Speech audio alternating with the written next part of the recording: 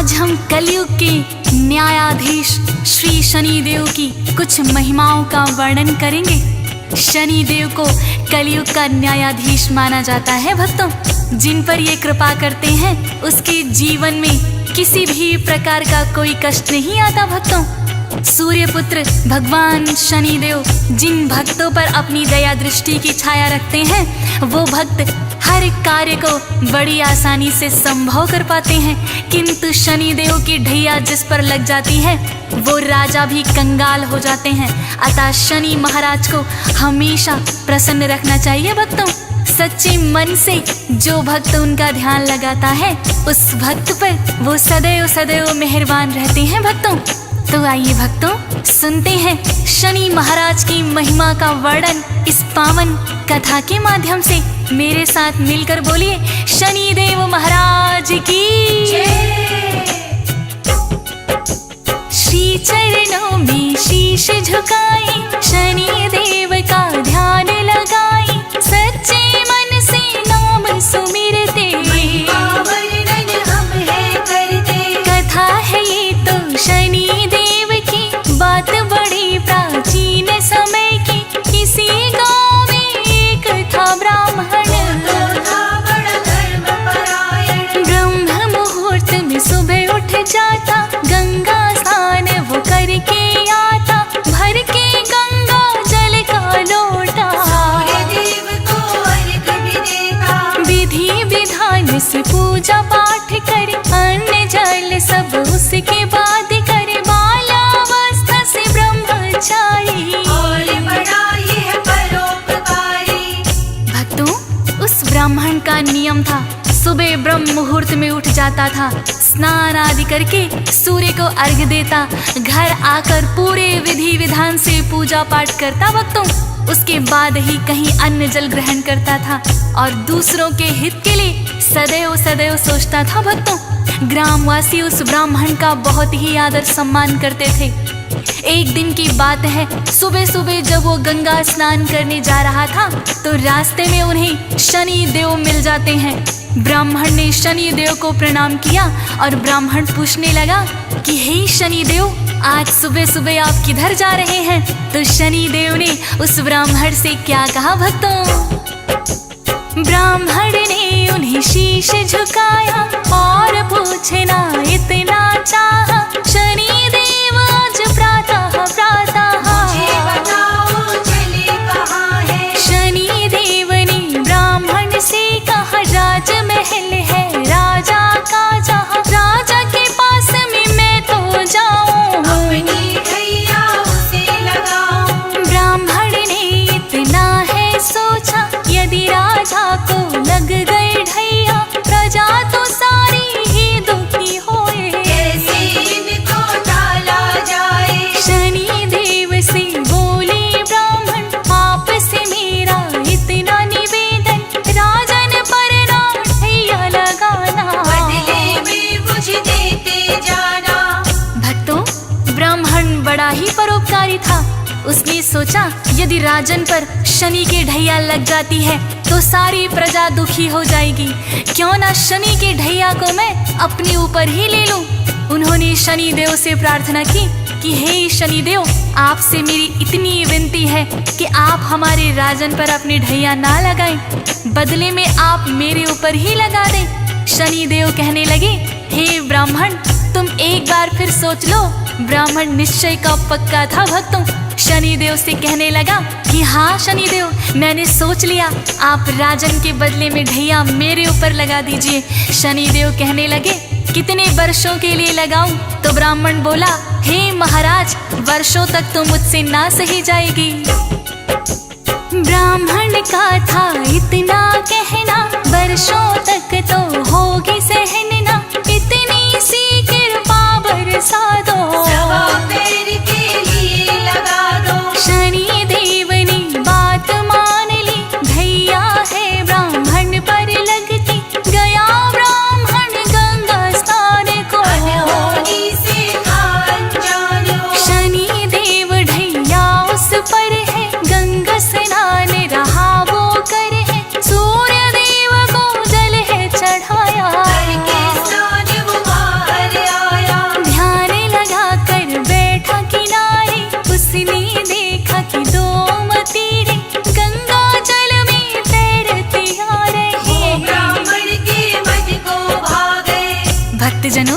जब ब्राह्मण गंगा स्नान करके सूर्य को अर्घ देकर बाहर निकला तो गंगा के किनारे ध्यान लगाकर बैठ गया। उसी समय देखा कि 2 मतीरे पानी में तैरते हुए आ रहे हैं। ब्राह्मण ने सोचा पूजा पाठ के बाद आज इन्हीं मतीरों को मैं खाऊंगा। 1.25 पहर तक जब तक शनि की ढैया है मैं ईश्वर का ध्यान करूंगा। और ब्राह्मण ने वो मतीरे निकालकर अपने घुटनों के नीचे रख लिए और ईश्वर के ध्यान में बैठ गया। भक्तों, इधर से एक राहगीर गुजर रहा था। उसने देखा ब्राह्मण अपने दोनों घुटनों के नीचे नरमुंड दबाए हुए हैं। पास आकर देखा तो वो दोनों राजा के पुत्रों के शीश थे। भक्तों, नगर में जाकर उसने सबको बता दिया कि एक ब्राह्मण ने राजा के दोनों बेटों के शीश काट दिए हैं और उसे घुटनों के नीचे दबाकर बैठा हुआ है। ज्यों ही राजा तक ये खबर पहुंची, राजा बिलाप करता हुआ आया। भक्तों, और उसने सैनिकों को आदेश दिया कि ब्राह्मण को तुरंत पकड़ कर लाओ और सूली पर चढ़ा दो। बात नगर में फैल गई है, राजकुमारों की हत्या हुई है। राजा मंत्री को बुलवा कर उसे पकड़ कर, दोनों प्रिय मेरे राजकुमार है। ब्राह्मण ने दिया शीश उतारे है, सुनकर मुझको हुआ कष्ट है। ब्राह्मण तो बड़ा दुष्ट है, शीघ्र ही उसे पकड़ कर लाओ और आते ही सूली चढ़ाओ। सजा दो ऐसी न जाए भूली, चौराहे पर कांपो सूली। जो ही सैनिक वहाँ पे आए, ब्राह्मण बैठा ध्यान लगाए। राजकुमारों के जो शीश थे ब्राह्मण के घुटनों के नीचे। भक्तजनों, जब सैनिक वहाँ पर आए तो देखा वास्तव में ही ब्राह्मण ने अपने घुटनों के नीचे राजकुमारों के शीश दबा रखे थे। ब्राह्मण को सैनिकों ने उठाया। ज्यों ही ब्राह्मण ने आंखें खोली, देखा कि वास्तव में मतीरों की जगह राजकुमारों के शीश हैं। भक्तों, अब ब्राह्मण को समझ में आ गया शनि देव की ढैया ने अपना असर दिखा दिया। सैनिक उसे पकड़ कर ले गए। राजा ने कहा, इस ब्राह्मण ने मेरे निर्दोष राजकुमारों की हत्या की है, इसे तुरंत ही सूली चढ़ा दो। ब्राह्मण को चौराहे पर लाकर जैसे ही सूली लटकाने लगे, सूली टूट गई। भक्तों, फिर राजा ने तांबे की सूली बनवाई और ब्राह्मण को सूली चढ़ाने लगे तो वो भी टूट कर गिर गई। भक्तों, इसी तरह राजा ने चांदी की सूली बनवाई, वो भी टूट कर गिर गई। भक्तों, तो सोने की सूली बनवाने का आदेश दिया राजा ने। तब तक 1.25 पहर बीत चुका था। भक्तों, शनि देव की ढैया जो थी 1.25 पहर के लिए तो वो थी। सूली ब्राह्मण चढ़ ना पाए, पहले टूटी जाए। अनेक धातुओं से बनवाई पर कोई भी टिक नहीं पाई।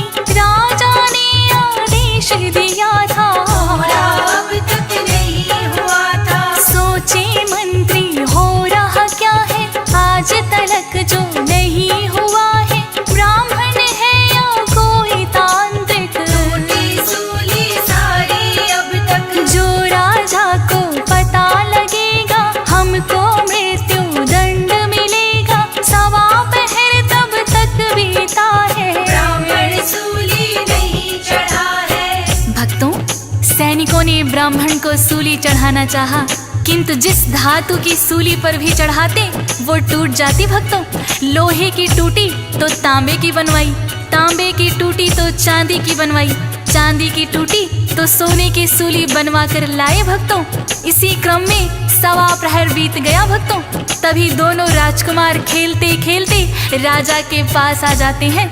रानी उनको देखकर बड़ी ही हर्षित हुई। फिर रानी ने राजा से कहा कि हे महाराज, अभी तक तो सैनिक ब्राह्मण को सूली पर चढ़ा चुके होंगे, हो सकता है ना भी चढ़ाया हो। आप जल्दी से जाइए और उन्हें रोकिए, वरना हमें ब्रह्म हत्या का पाप लग जाएगा। राजा तुरंत ही वहां आए और कहने लगे, सैनिकों, ये ब्राह्मण निर्दोष है, इसको छोड़ दो। फिर राजा ने ब्राह्मण से विनम्र विनती करके क्षमा याचना की तो ब्राह्मण देव ने कहा, राजन, इसमें आपका कोई दोष नहीं है। सवा प्रहर के लिए मुझ पर शनि की ढैया थी जो मैंने जानबूझकर लगवाई थी। राजा पूछने लगे, आपने जानबूझकर क्यों लगवाई? तब ब्राह्मण ने सारा वृतांत राजा को बता दिया। भक्तों, राजा ने सोचा ये ब्राह्मण कितना परोपकारी है और मैंने इसे सूली पर चढ़ाने का आदेश दे दिया था। राजा को बड़ा ही पश्चाताप हुआ। राजा फिर ब्राह्मण से क्षमा प्रार्थना करके पूछने लगा, हे ब्राह्मण देव, यदि शनि की ढैया लग जाए तो उसे किस प्रकार से उतारा जा सकता है? तब ब्राह्मण राजा से कहने लगा, जो शनि की ढैया लग जाए, सोना चांदी उसे चढ़ाए, तांबा या लोहा कर अर्पण, शनि देव होते हैं प्रसन्न। यदि ये संभव ना हो पाए, काले तिल और तेल चढ़ाए, काले उड़द हैं जो भी चढ़ाते, भैया उन पर नहीं लगाते। या फिर आस पास हो पीपल, नित्य नियम से उसको दीजन, प्रार्थना शनि देव से करना, हम पर प्रसन्न आप सदा रहना। ब्राह्मण से राजन ने जाना, अपने मन ही मन है ठाना, मैं भी इनकी करूँ आराधना, ताकि दुख से हो न सामना। भक्तजनों, इस प्रकार उस दिन के बाद वो राजा भी शनि भक्त हो गए और नित्य नियम से शनि महाराज की पूजा करने लगे।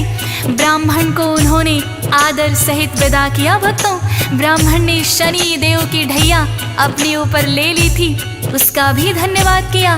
भक्तों, शनि देव की वक्र दृष्टि से तो देवता भी नहीं बच पाते, फिर इंसान तो क्या है। इसी तरह की एक और कहानी है भक्तों। जब शनि देव ने सोचा कि मैं भोलेनाथ पर अपनी वक्र दृष्टि डालता हूँ, ये सोचकर शनि देव कैलाश पर आ गए। भक्तों, भोलेनाथ को प्रणाम किया। भोलेनाथ ने उनसे आने का कारण पूछा तो शनि देव क्या कहते हैं भक्तों? सुन लो हे भोले भंडारी, इतनी सी इच्छा है हमारी, मेरी दृष्टि जो है वह एक बार आजमाओ आप पर। बात है मात्र सवा पहर की, डालूंगा अपनी वक्र दृष्टि, हे भोले तुम इसे संभालो, बचने का कोई यत्न बना लो। सुन कर के भोले मुस्काए, मुझ पर ना कुछ असर दिखाए, अपना मन तुम भी बहला लो, अपनी वक्र दृष्टि डालो। भोलेनाथ ने आज्ञा दे दी, डाली शनि ने वक्र दृष्टि, भोलेनाथ को समझ न आया, उन्होंने इससे बचना चाहा। भक्तों, शनि देव ने ज्यों ही भोलेनाथ पर वक्र दृष्टि डाली, भोलेनाथ सोचने लगे मैं शनि देव की वक्र दृष्टि से बच जाऊंगा, और कैलाश छोड़कर वो मृत्यु लोक में आ गए और सवा पहर तक एक हाथी का रूप बनाकर जंगल में विचरते रहे। भोलेनाथ सोच रहे थे, भक्तों, शनि देव की वक्र दृष्टि मुझे पहचान ही नहीं पाएगी, और सवा प्रहर तक मृत्यु लोक में हाथी बनकर विचरते रहे। जैसे ही सवा प्रहर पूरा हुआ, भोलेनाथ ने सोचा शनि देव की वक्र दृष्टि का मुझ पर कोई असर ना हुआ, अब तो सवा प्रहर बीत चुका है, मैं वापस कैलाश पर चलता हूँ। भोलेनाथ हाथी की योनि छोड़कर कैलाश पर लौट आए। भक्तों, कैलाश पर आकर देखा शनि देव वहीं बैठे हुए हैं और भोलेनाथ की प्रतीक्षा कर रहे हैं। भोलेनाथ शनि देव से कहने लगे, भक्तों, शनि तुम्हारी वक्र दृष्टि मेरा बिगाड़ न पाई कुछ भी, सवा पहर अब बीत गया है, मुझे देखो कुछ ना भी हुआ है। सुन कर के शनि लगी मुस्कानी, मानी आप चाहे ना मानी, समझ आपकी नहीं है आया, वक्र दृष्टि ने असर दिखाया। भोलेनाथ ने फिर ये पूछा, वक्र दृष्टि से असर हुआ क्या? वक्र दृष्टि तो हुई निष्फल है, देखो बैठे हम सकुशल हैं। शनि देव ने फिर है बताया, वक्र दृष्टि ने असर दिखाया, वरना आप क्यों मृत्यु लोक पर सवा पहर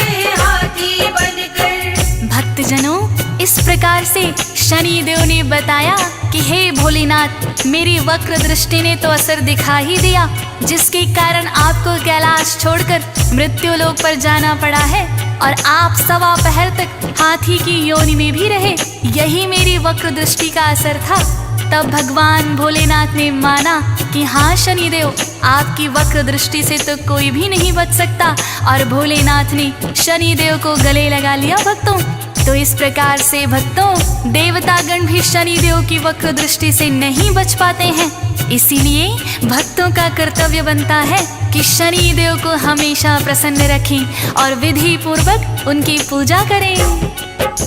शनि देव का करना सुमिरन, रखना इनको सदा ही प्रसन्न, रुष्ट कभी ना होने देना। हमारा इतना कहना, जब ये कोपित हो जाते हैं देवता भी नहीं बच पाते